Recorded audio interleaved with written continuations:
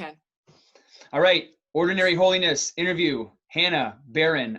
And actually in my name when I say it, I think Alex has got me on calling you. Someone says this, Hannah Beran. That Yes. in my head all the time. That I don't know why. In 8th grade. People said that. Yes, there were some girls that would say it all the time. Does Ethan? Who says it? Did like your friends? No, no, not really now. I feel Hmm. like it's kind of faded away. I don't know But where like I in got 8th that. grade, it was all the time. It's etched in my brain. So don't be confused with Hannah Beran. This is Hannah Beran. Hannah, let's clarify not only your last name, but who are you? Like, what kind of things is Hannah involved in? Where does she go to school? That stuff like that. Yes, I will be a junior at Scott this upcoming fall. I run track and play volleyball. I have 2 younger siblings that attend St. Patrick's. I went to school at St. Pat's and graduated there. And You yeah. got any parents? How'd you get on this? Yeah, I have parents. Yeah, they're pretty cool. They're all right. Yeah. Yeah. Your dad's pretty funny. Your mom's pretty sweet. That kind of Yeah. deal. Right? They're selling insurance. If That's what they anyone do, ever huh? needs insurance. So hey, if you need any insurance out there, the Baron's got you covered, huh? Evolve benefits. So, yeah, they'll give you everything, anything you want. Just put in the Yep. if you want the promo code, just put in Hannah, and you got something good, huh? This may or may not be true, but it's going to be on the face pages, so we better be careful. Todd's like, no, dude, come on. Like, keep it going. Well, that's cool. So that's how we met. We met when you came to middle school here, and then I see you when I go to Scott, and I see you when you're involved in the youth ministry activities here at St. Pat's. Yeah. You seem to be a young lady that's like, I think many of our students, and I hate to say it that way, but I see a lot of students like after 8th grade, they just kind of like not like fall off, but like kind of like drift away from the church, like into not oblivion, but like into just everything the world has to offer. But I think that many, not only myself, but many of our leaders have noticed that you're somebody who's consistently, like, I think if I'm bringing up Alex Zimmerman, like he would call Hannah Beran, he would call her a sweetheart. Like she's just a sweetheart. She's so caring. She's involved in the church. Like she's a faithful young woman. What is it in your life? And if you can think of some milestones that kind of like brought you to the point that you're at, where like you started to take your faith more seriously and you're more concerned about others, etc. Yes, for sure. I would say a big starting point for me was 7th grade year. My religion teacher, Mrs. Dreyer, really flipped things around for me and just kind of changed my whole perspective on life. And like a lot of it also was with Matthew Kelly. And we did a lot of Best Lent Ever, that 40-day thing. That really, I would say, changed the way I looked at things and the way I approached life. Yeah. Reflecting on that every day had a big part. And so having her every day in the classroom really helped. And going into 8th grade is kind of when I like completely changed, like I said, just the way I look at life. And Matthew Kelly likes to say, like, becoming that best version of yourself every day, like using every opportunity you have and like seeing God in every person you see. Yeah. And that is, I mean, it's kind of getting me a little teary too. Think about Mrs. Dreyer, you know, like, but that is how she lives her life, right? She's that great example and I of saw somebody. her the other day. Did you say hi to her? She's my confirmation sponsor. Of course I didn't know that. She's your confirmation. I thought, I guess Austin Bober's a year older than you. I knew she was Bober's, but she's yours as well. Oh, huh? really? I didn't know that. You thought you were her only child, huh? Yes, I saw her on Friday. And said hi to her, and it was a good meeting. Yeah, huh? it was awesome. Fun to see her. She is so like, I mean, like she just embodies that in the classroom, right? Like she's someone you can just look up to as someone who is just like living it, like living her best life. Yeah. Yeah. That was a big turning point for you, huh? It just really kind of like helped you. It kind of fed that fire that was inside of you and really kind of motivated you. Yes, and like it really got me to like see like this is like what I believe in, instead of just kind of like, you know, when you go to St. Pat's all these years, I mean, you're just like they talk about how it's kind of your like little house, you know, and then when you go to high school, it's like you're not in this little bubble anymore. Yeah. And so it really taught me to like get out of that bubble, and it really prepared me for high school and like what I was going to get into and like defending myself and knowing my morals. Yeah. But yes, for sure. Well, I think this will be our transition time. You know, we talk about this, like this realization that like, this is my faith. Like I'm coming into this faith. I'm seeing someone who's modeling this, and then like taking that and like making it your own, you know? So when it comes to any of this, this devotion to God, like it, not only is it like a relationship that you have with somebody, just like your mom, like I should say, Uh-huh. with every relationship you have, there's certain requirements that go along with it. As a daughter or as a sister, there are certain things that come along with the territory. Responsibilities. Right, responsibilities. Yeah. And when I talk about like discipleship, we call them disciplines, where there's certain things as a disciple of Jesus that you do, so as you've grown in this, we're going to talk about 5 things, and I'm just going to ask you to share how these 5 things look in your life. And if you're terrible at one of them, like, don't be afraid to be like, yeah, I stink at that one, but I'm trying to Okay. get better. That's all of us, so the 5 things are prayer, sacraments, charity, penance, and study. And I'll go through Okay. and I'll say them all again so you know what they are. Okay. But the first one is prayer, and you can talk about it, like, definitely talk about it now, but even talk about it like before now. How have you seen your prayer life grow or ebb and flow as you've gotten older? Mm-hmm. Okay. I was trying to think about like when I was younger, like how would I pray? But I would say like now I'm really into journaling, Yeah. which like 8th grade year, Mrs. Menning would always have us journal. And like I just like what Grant Ram says in our Jubilee sessions, like Yeah. he's just all about like writing letters to God. And I'm like, that is so true. Like spending that time to like writing letter to God is like very big for me. Yeah. And it helps me connect to what he's trying to say to me, and like seeing him in my life as well, and asking for like what I need and what I struggle with.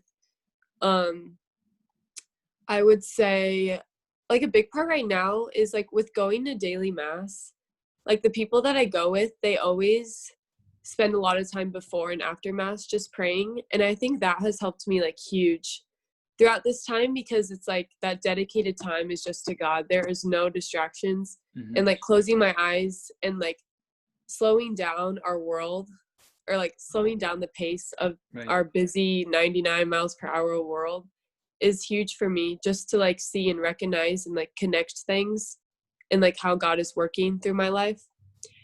I would say like that's a huge part of my prayer life right now. And then like nightly prayer has always been like my go-to. I would say like I always start with gratitude, and then I think it was How to Grow Closer to God in Prayer by I think Jim Beckman. Yeah. He would always talk about just like talking to God as it's like your best friend. And so I would say I was trying to apply that throughout this year, because I finished that book. I think it was in the beginning of It's not like Lord teach me to pray, or it's Lord help me to grow in prayer. Lord, yeah, it's got something like that to it. Jim Beckman, for sure. I have that. I have. It's like a little one. I have it on my. I've read it one time too. Yeah, it was a really good book. But that's interesting that you say that, and I see you doing those things too. I see you like whenever we have meetings, especially over the Zoom stuff. I see you sitting here, and like I can just see like your pencil like this, like. You're like, you're just writing these things down, like you're big into journaling, you're big into writing these things out. But also when it comes to like, I'll catch you guys at mass sometimes, you and your squad, you're roaming around catching all these masses. Yeah. And I'll see you guys sitting there, and like, I want to talk to you guys after mass sometimes. And I try to like get my family out of there, because we're disruptive. And then I'm sitting out there waiting, like, man, when are these kids going to get out of here, man? Like, what are they doing? And oh yeah, they're praying. Oh, yes. About that. But I see those things in action in your life. Yeah, and I've noticed like as I'm like thinking about how my prayer has changed, like I've learned to accept that like your prayer life isn't going to be the same all the time, and like the way you pray isn't going to be the same all the time. Like it's okay to change it up. Like I think lately I've been hard on myself because I like haven't journaled a ton, and I know like that's how I mainly connect.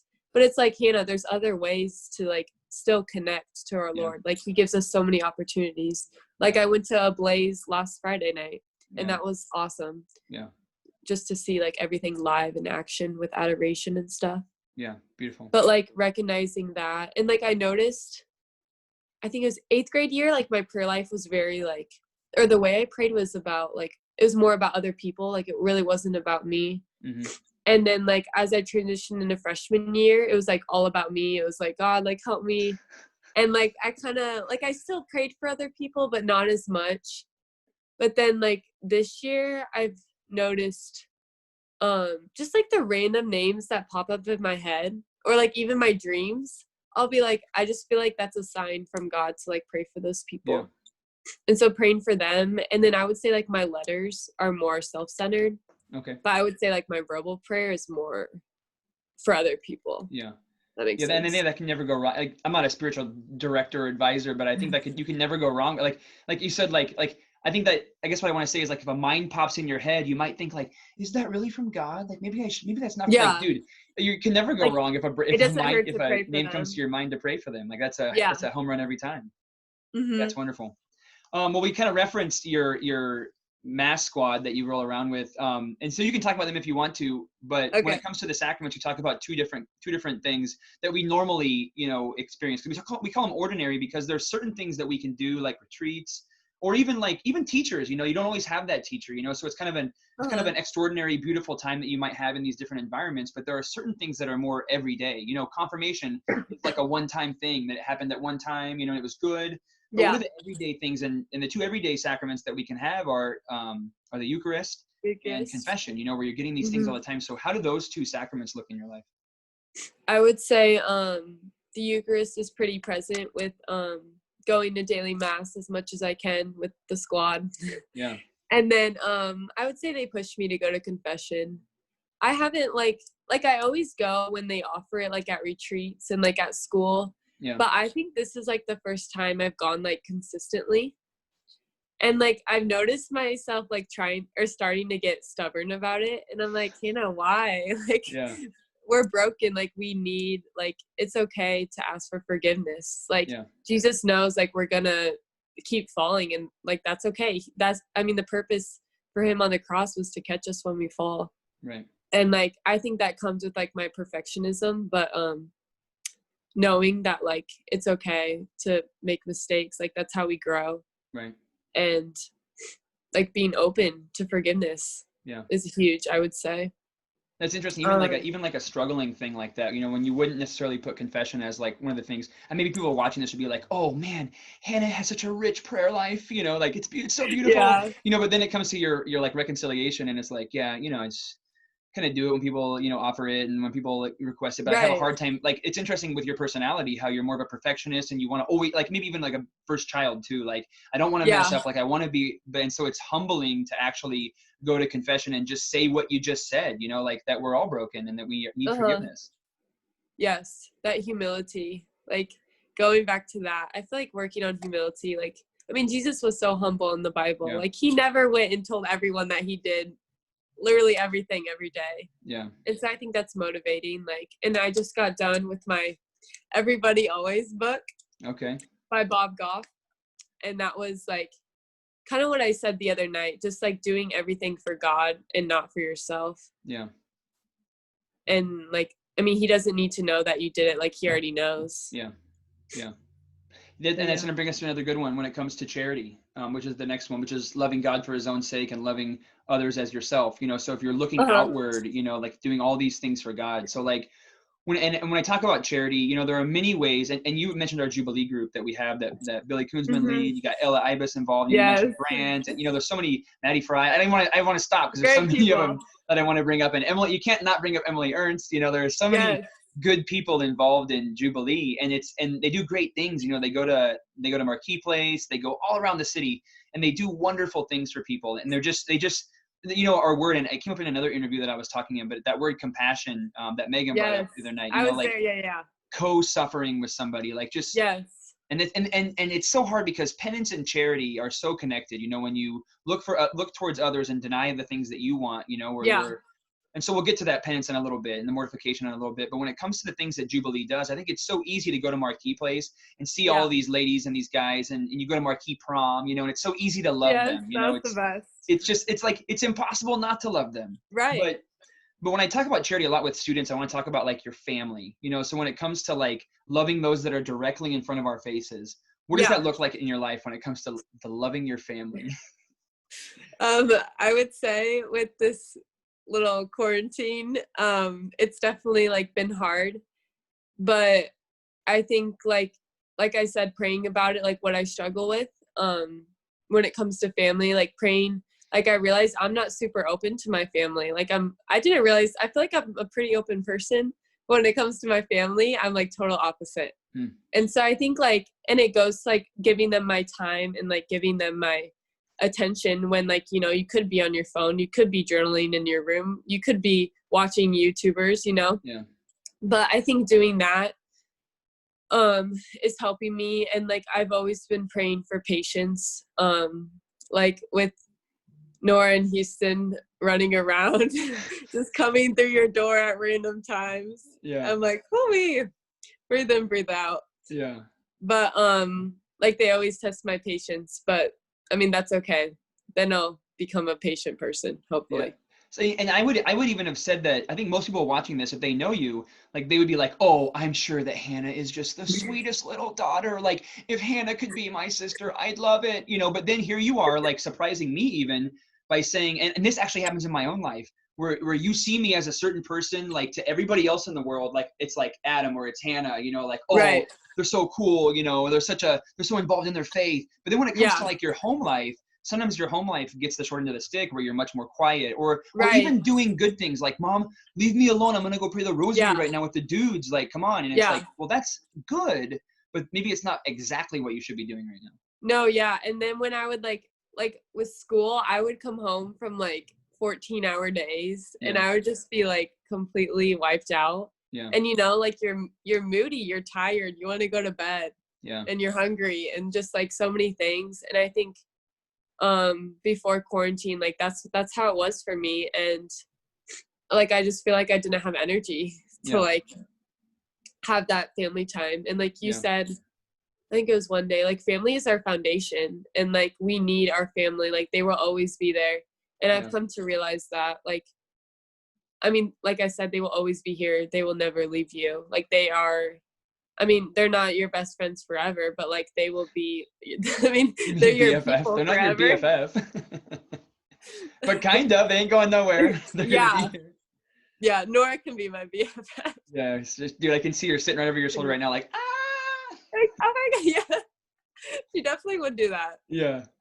So whenever we look to love others, you know, and kind of deny ourselves, there comes in that penance. And you can take this either way you want to. When we talk about penance, it can either be, you know, like we were talking about in Jubilee the other night, if you're suffering or if you're trying to enter into somebody else's suffering with that compassion word, that could be a good thing. That could be a way to take it. Or you can also just talk about it like in denying the things that you want to do. Like instead of being on TikTok, I'm going to do this. Or inviting Nora into my TikTok or playing like that one that you made with Houston where like he just juked you out, you know, like where I deny myself and let Houston beat me, you know, whatever. Take it however you want to on that when it comes to penance. Okay.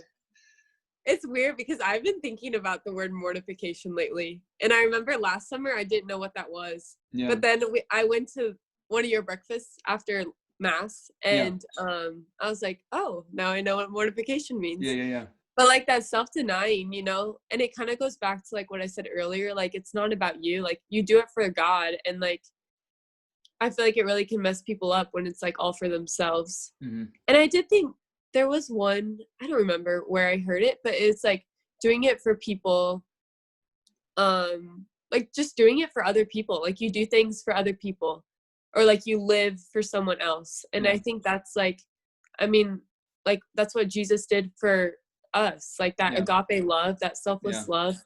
And like even doing it for the people that like the people that have passed away, like doing it for them and like living that life for them.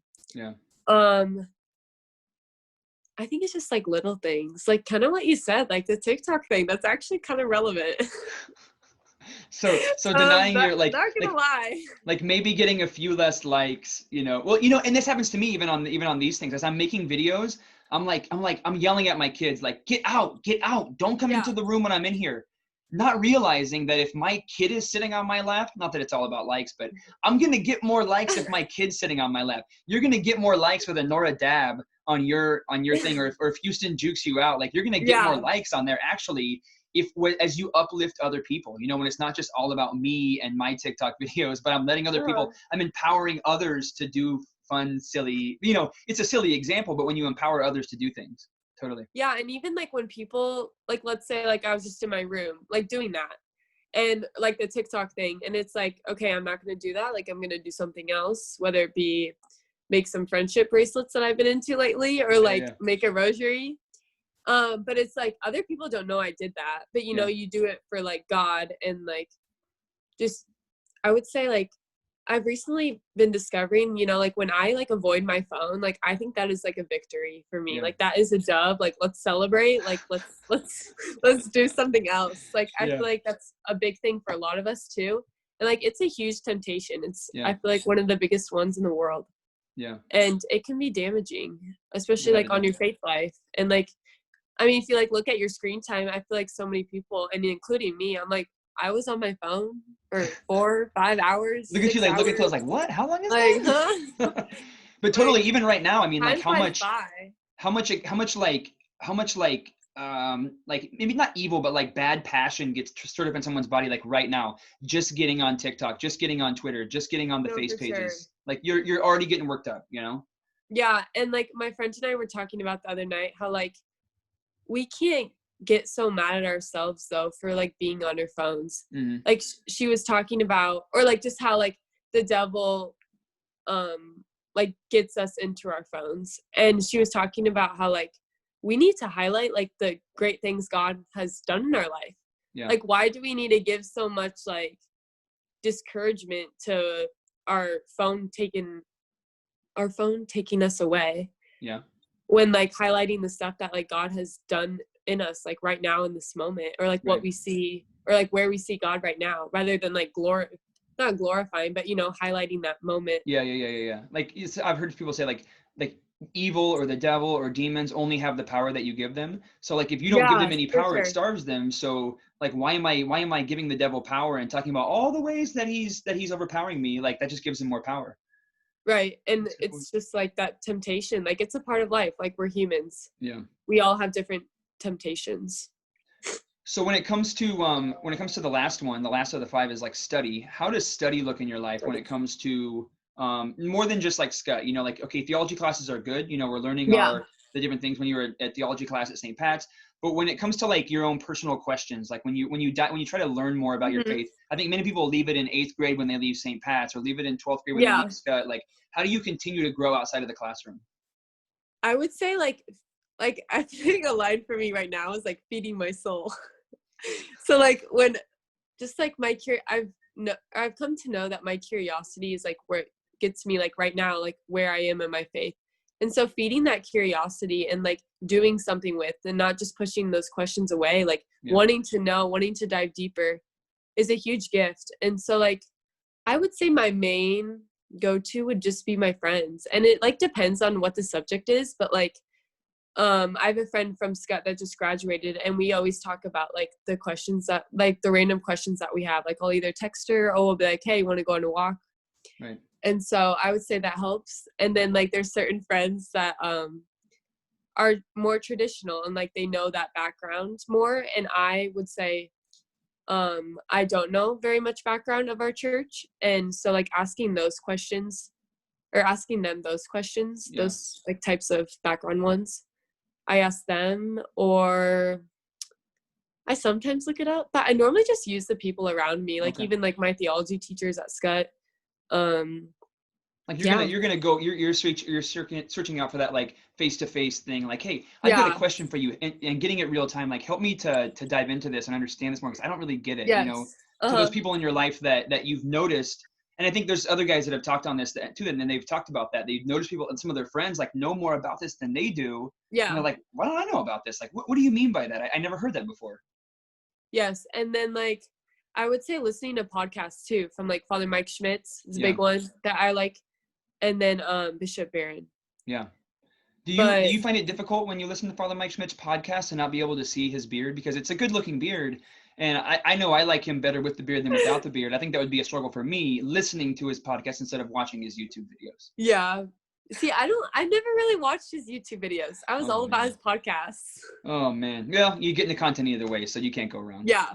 It's not about the beard, it's about his content. Yeah. It's about God's content.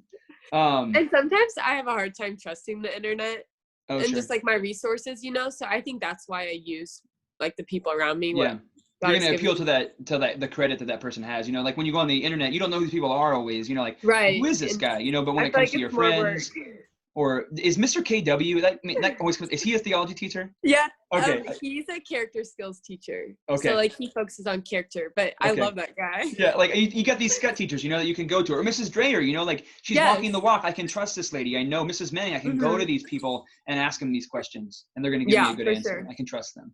Yes. Well, here's the last That's question, and we're gonna go from negative to positive because I don't want to end on I don't want to end on a negative. I want to end on a positive. Okay. So, if you things that you've seen in your friends, things that ways that parents have tried to encourage their students to grow in holiness that have not worked, and also ways that parents have encouraged their students to grow in holiness that have worked. What's a negative and a positive that you've seen amongst your friends? Okay. I would say like a big thing is like kind of what I said earlier about like our busy world. Like we always say we're so busy, and like everyone has their different definitions of busy. But like a lot of the times I see in my friends is like I'll invite them to certain things, or like just like yeah, like inviting them to certain things, and then they're just like always so busy all the time. Mm, Like there is no time.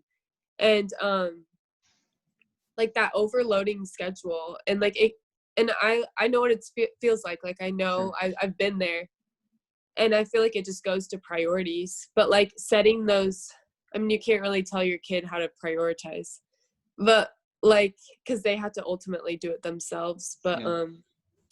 like that overloading schedule, like forcing them to do certain things and like be involved in all these things, like it can be very overwhelming, and then kids don't find time like for their faith, Right. or like they I'm think it's totally on board just with that. I totally agree with that. yeah. Just the overloaded schedule, and how many students have found that whether they took advantage of it or not in this time right now, they've had time to be able to take advantage of those things where they wouldn't have otherwise had that time. Right, for sure. There's been tons of time. Yeah. And like you can, like I remember saying, I was like, there are no excuses, guys, anymore. There's no more excuses. Like like God has given us all this time, and like let's use it. Like let's take advantage, feed the soul. Yeah. Let's take advantage. Feed the soul, Let's bro. go. So that's a negative, just and it's easy to get into that life. I do it myself. When you Oh, see your for sure. students being like successful at different things, it's like, well, we got to make sure that Hannah makes this next team. And Houston, he's doing some amazing things on the basketball court. He can at least dig Yeah. his sister out. Nora, I don't know if she's a good athlete or not, but she looks like an athlete because she's got the headband and the cool sporty look. Like it's easy to Yes. get hooked up in that, but then we can also take it too far where it goes from good to actually a bad thing in our lives. That's Yeah, and it's a like wonderful look. yeah, sports seems to be like a big part of that. And like which is okay. Like that's where we show some of our talent. Right. But it's like that's not all the talent we have. Like we are Yeah. more than that. Like my friend that I referenced earlier, like we like for her, like gymnastics does not define her. Yeah. Like we are more to them our sport. And I think Right. I mean I'm hoping that a lot of kids realize that during this quarantine. Yeah. Well, then how about a positive? Let's end us on a nice note. What's something positive that you can think parents can do to encourage their students in faith? I would say like praying for their desire to go deeper into their faith, and praying for openness. Yeah. Like I do that a lot with myself, like praying. I like Sister Miriam James from Steubenville. She'd always be like praying for the willingness to do God's will, and like praying to be open, because like without openness, like if you force your kid to go to a retreat and they're not open to anything, like then what's the point? Yeah. So like praying for them to be open to the people around them, to take in their word, or even open to like the parents. Yeah. Praying for that desire, because like ultimately God gives us our desires, and that way we can feed that desire and grow deeper and get to know more of our faith. Yeah. That's a beautiful one. I think that one hits me so hard because that's something I continually fall on. Sometimes it's so easy to see what's in front of you and you forget to do the greater thing. That the prayer is so powerful. That's why it's the first one of the 5 things, because it's so crucial to our lives. Right. And it's something that no one can take away from you. Such a powerful weapon. And I think that we just don't even think about it. It's like, I'm just going to make this kid do this instead of actually praying for and not that parents don't pray for their kids, but really making that the foundation of your relationship with your family. Yeah. And like praying, like I found my grandma, she'll like say little things throughout her day, like, Jesus, I trust in you. Yeah. Just like simple things like that. Cause that way it's not just like a section of our life. Like it is our life. Yeah. Like it is a life. They say prayer is a lifestyle. Yeah. So like making it a lifestyle, like for your kids, I mean, without forcing them, and just like saying little things. And yeah. That's beautiful. That's awesome. It's probably like the best one you've said. That's awesome. Well, I appreciate it. Hopefully this doesn't blow up all your social media accounts too much where they're like, oh my gosh, Hannah, you were so wonderful. I loved it. But I think it was Totally awesome. Totally awesome. I Yes, loved it thank you. and appreciate it. And I Yeah. guess we'll see you soon. Yes, I will. Thank you. All right. Thanks, Hannah. See ya.